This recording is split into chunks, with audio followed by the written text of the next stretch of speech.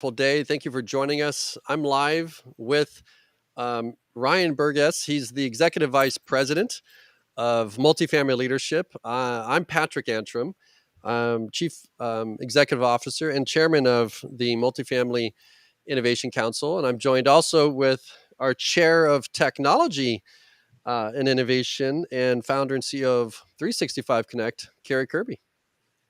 Thanks for Excited to having be me. here. Welcome in, guys.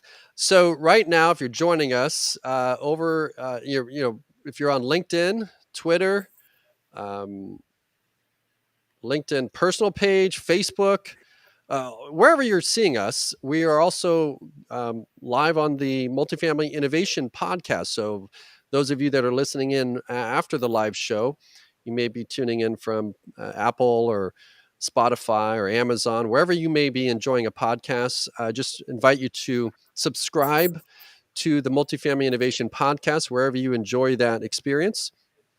And today we're going to be talking about what we've been doing for 2 years privately, one on one with multifamily owners and operators, executives, on site people that are running properties at the ground level.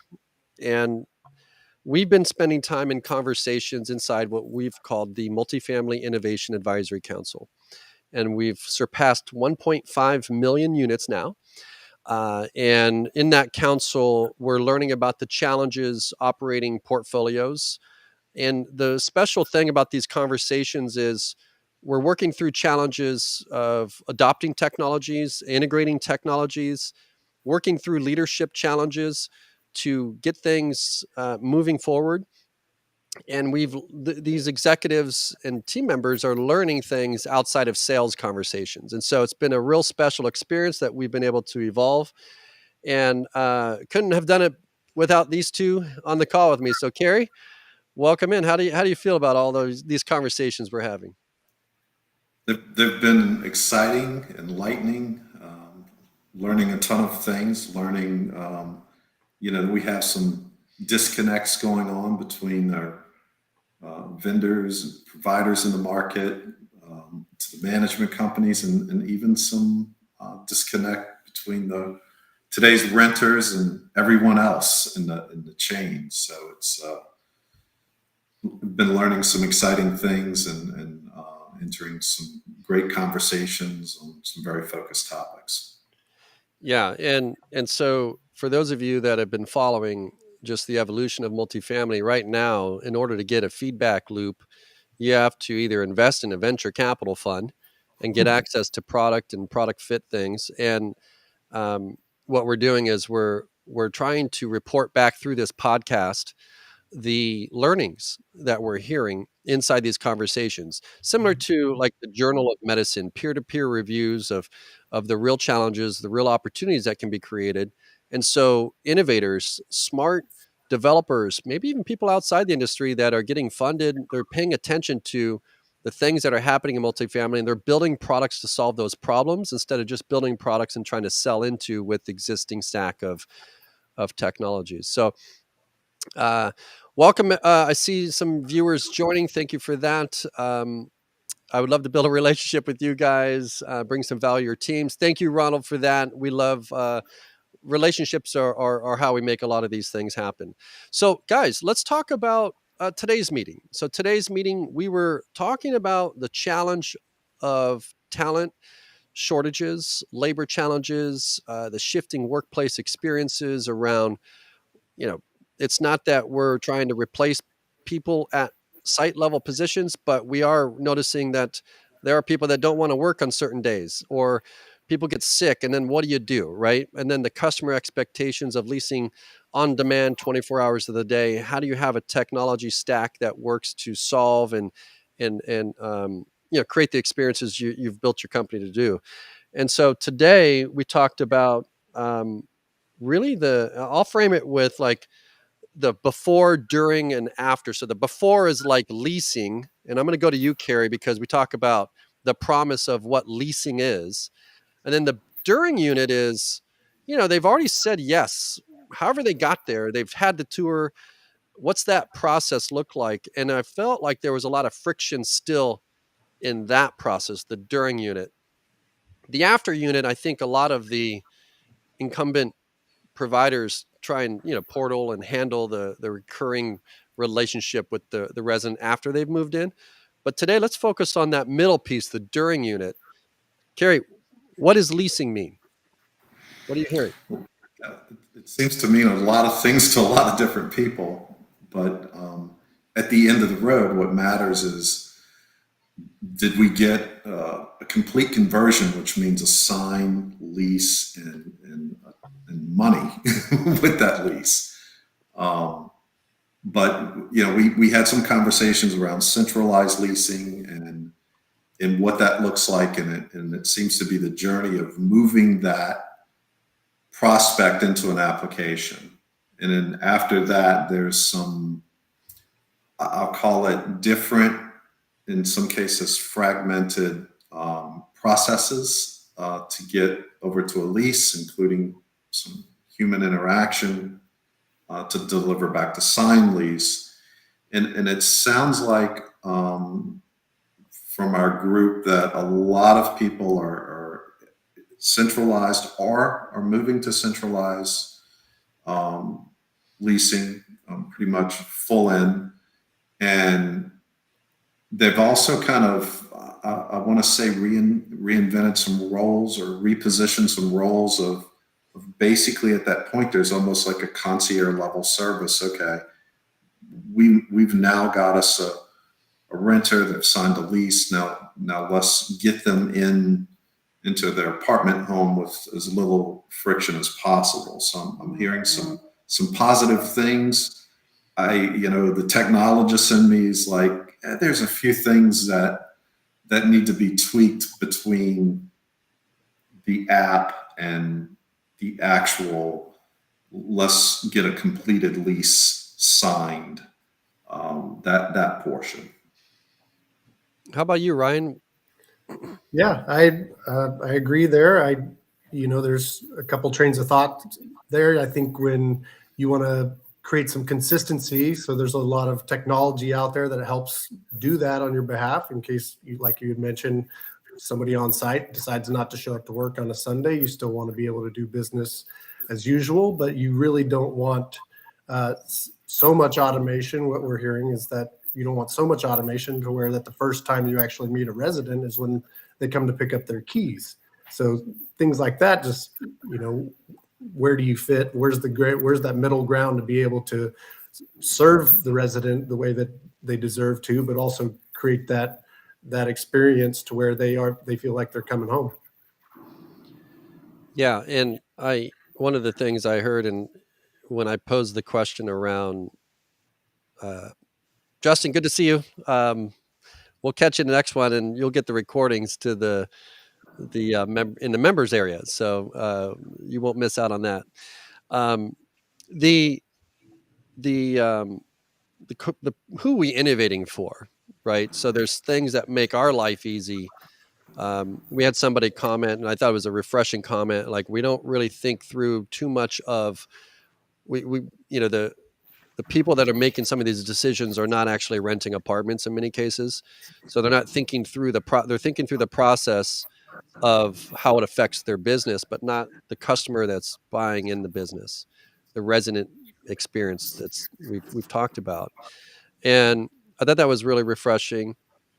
And then on another side of it, you have people in there that manage investments that they own, and then they have investments that they manage for others, third party, and carry to the point of owners having different viewpoints of things, driving that as well. What are your thoughts on that?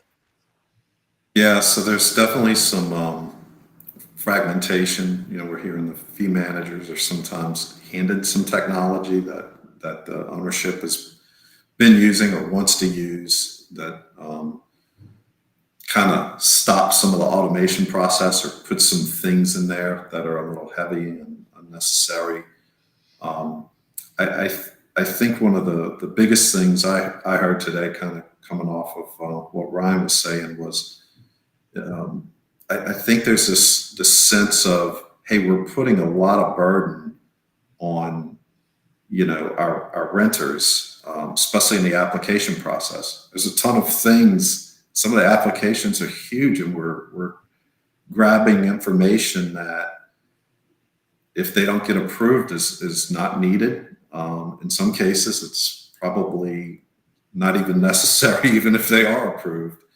And the amount of information to approve someone is I'll call it thin. It's 4 or 5 pieces that end up with the screener. So definitely, I think our group has a mindset of stepping on the other side and hey, how does this feel to be that person applying for an apartment, signing a lease? What does that really feel like? And I think we heard that pretty loud and clear today from one of our group members is, hey, we need to get off of the management side and say, I'm going to lease an apartment for a while, and every 12 months I got to re-sign a lease. What is that? What does it feel like? What's it look like?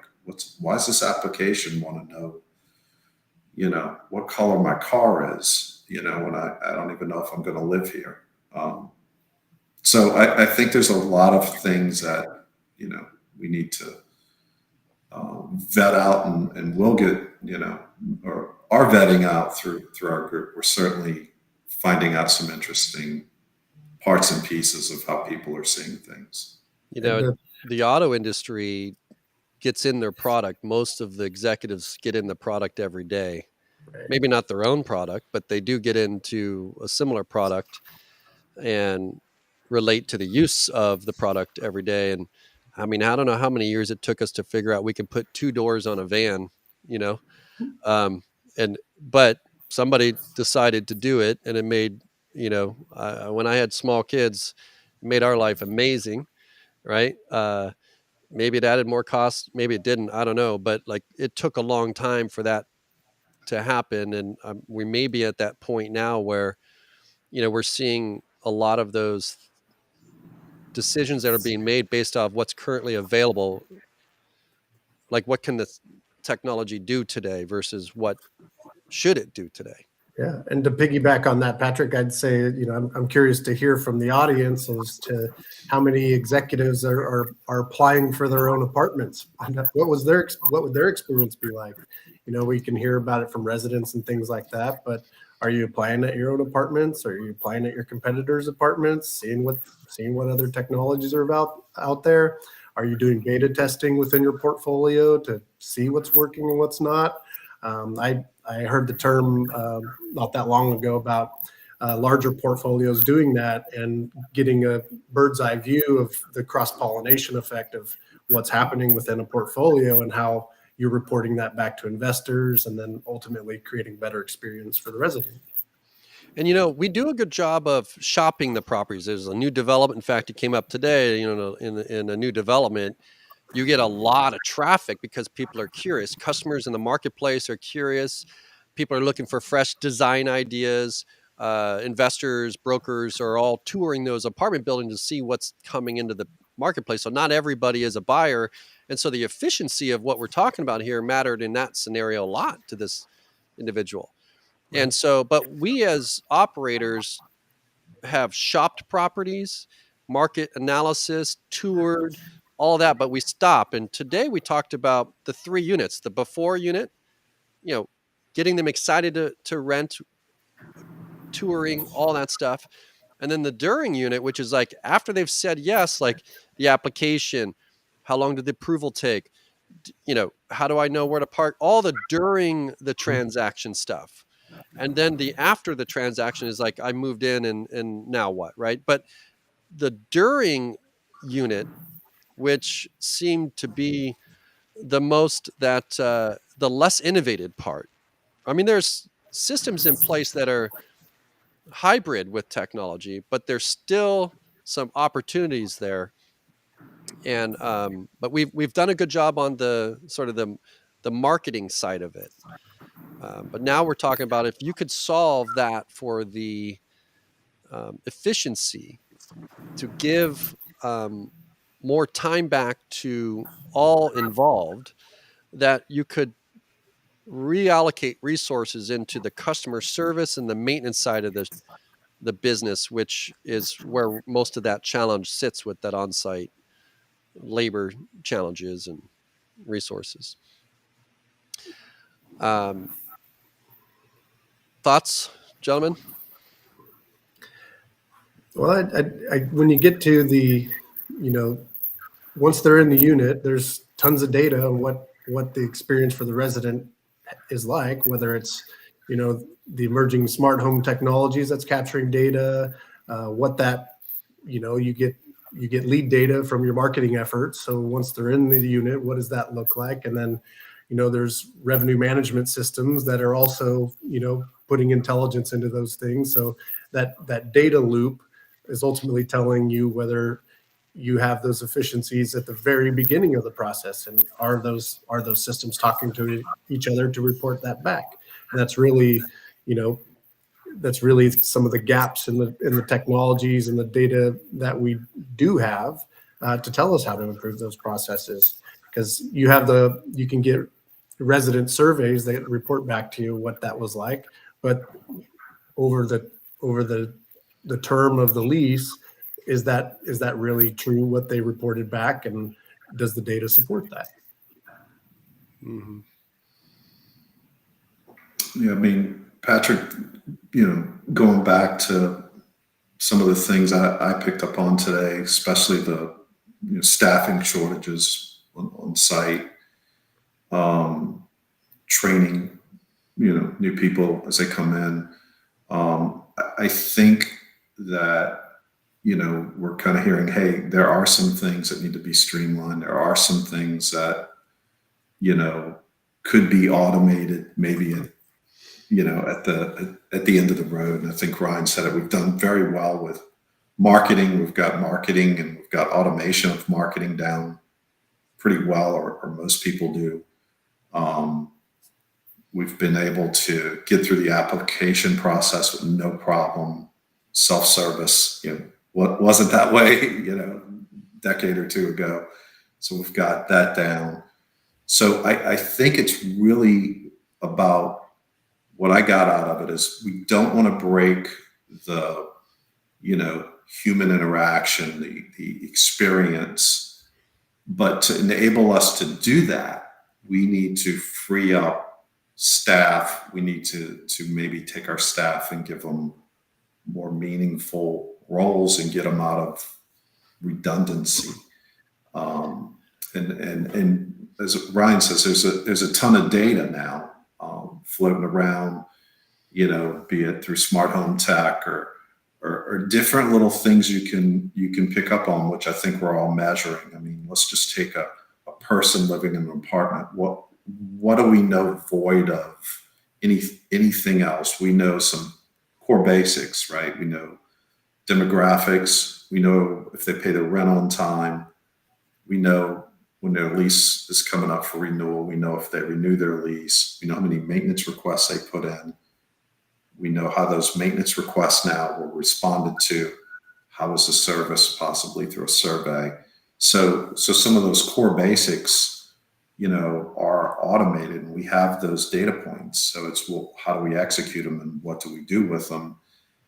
And how can we move some of the stuff to free up some of the operating revenue to put those funds elsewhere?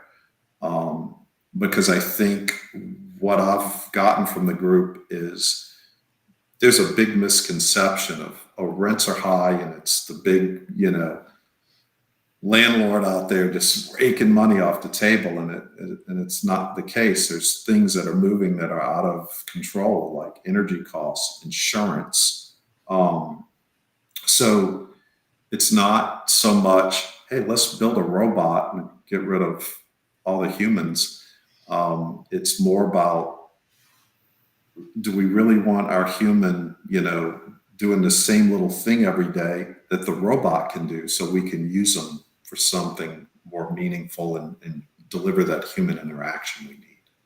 And something else that stood out was, in the spirit of innovation, is that willingness to fail and test and do those things, getting the feedback from the resident operations, and ultimately, whatever profits will follow from that. So you're serving everybody when you're putting yourself out there. You're testing new technologies, getting the feedback from the residents, from the on-site teams, and it really comes from that willingness to fail to then push forward and innovate.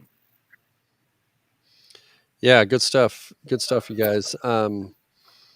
I I took away a couple of things today, which was, you know, and I keep picking on the auto industry because it's easier, right? And it doesn't put us in defensive mode. In that, Elon Musk had a tweet the other day, and it's like, I don't advertise, or we don't advertise, or maybe it's they don't advertise a lot, whatever it is. But the automotive industry spends billions of dollars. I think like 15 billion, $20 billion to sell like 15, 20 million cars a year. So that comes down to like, I don't know, $3,000 a car. It's a lot of money. Gorillas on roof, radio ads, TV ads. You go a day, you will see an advertisement for a vehicle.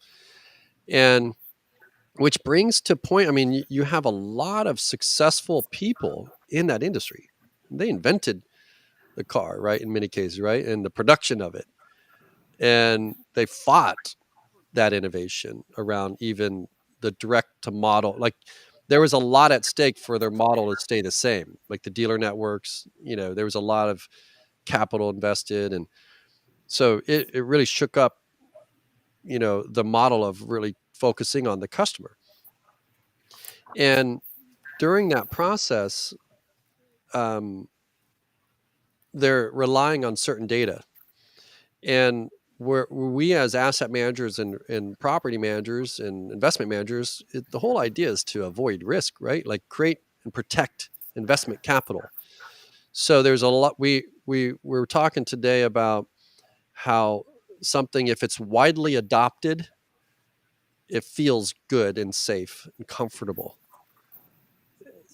It's that old IBM. Was it no one got fired for buying an IBM or whatever that quote is? We've been doing it this way for 20 years. Right. Yeah. And so it's like, how long are we going to tolerate it until you're forced to change? But I did see. So if you were to join Tesla, I'm sure as an executive, and just, hey, here's what we should do. We should run these ads and let's spend $100,000 a month per location. Time, you probably would get booted out of there, right?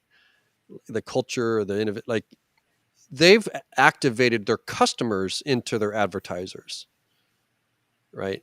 And I think we have thousands of millions of people that we're not activating, right, as our customers to advocate for us.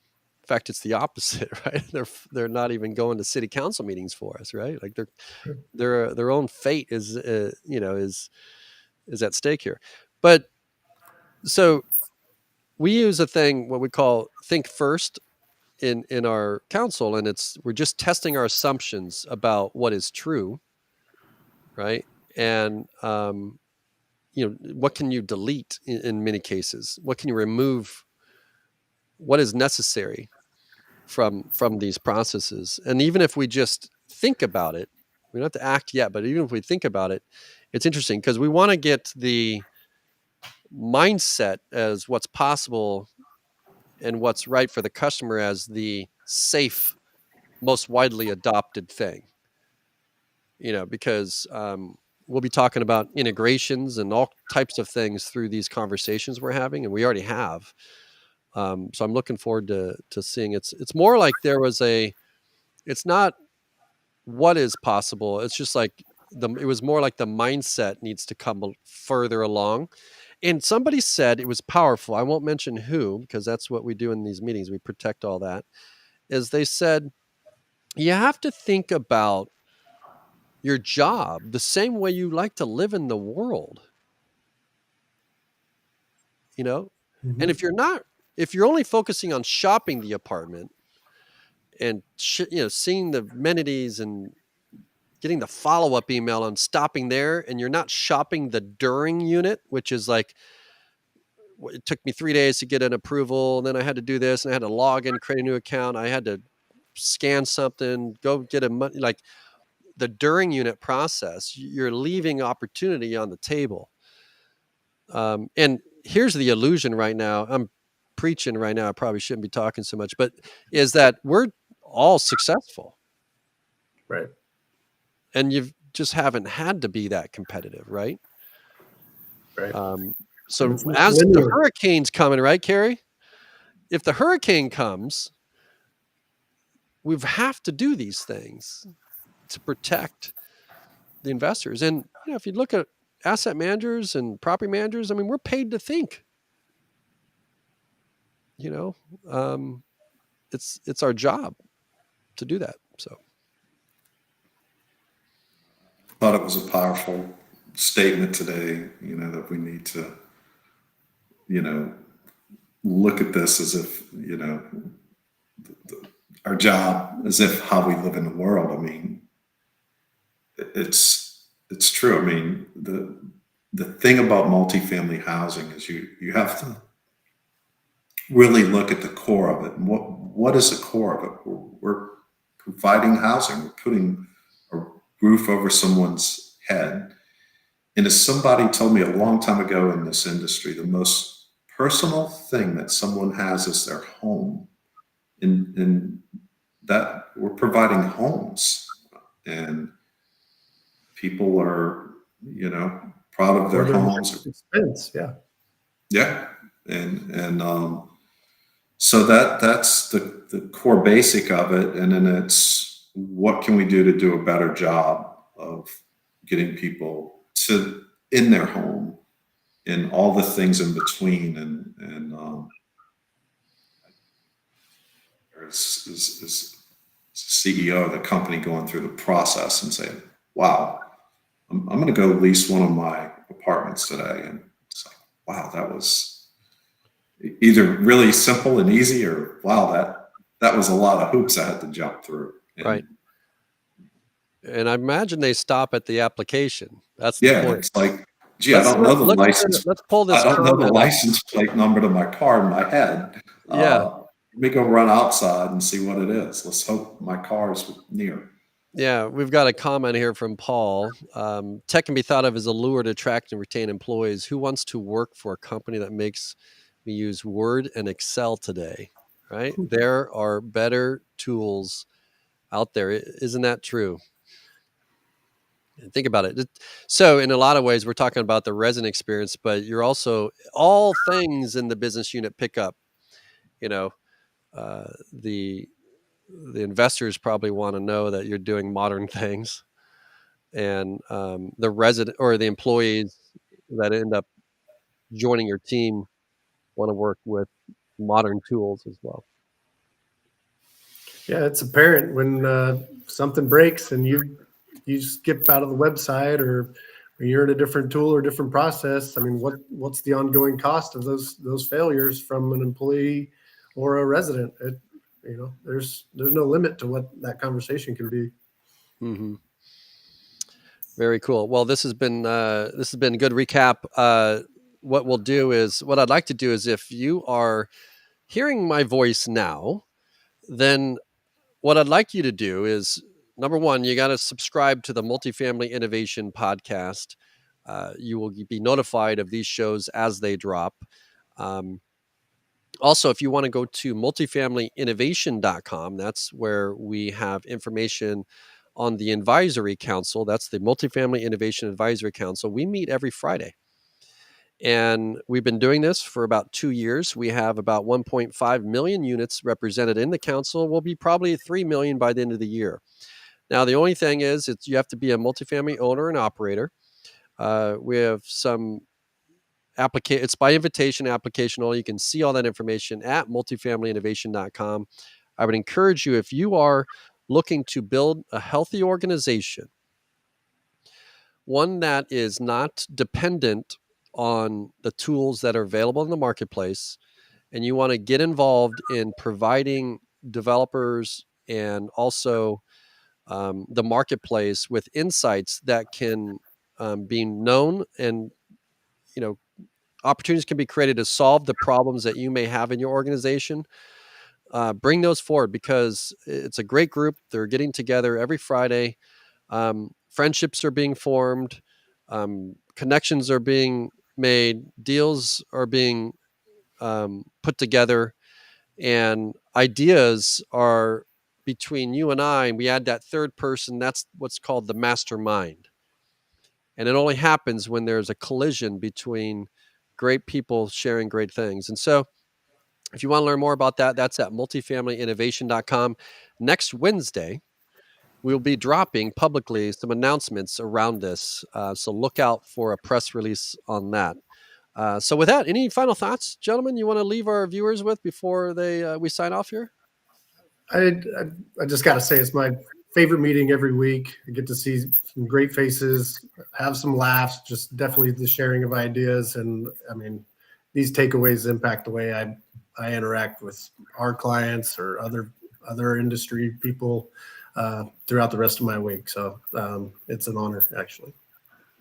Yeah, Patrick, it's been amazing. Like I say, we've been doing this kind of quietly for going on 2 years now, and the people that have come into our group and want to come into our group are just top-notch leaders in the industry. I'm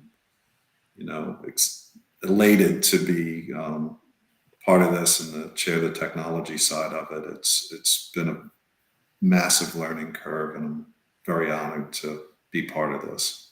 That's great. That's great. All right, guys. Well, we will see you next Friday, right? And for those listening in, we'll catch you on the next show as well. All right, guys. We'll see you next time.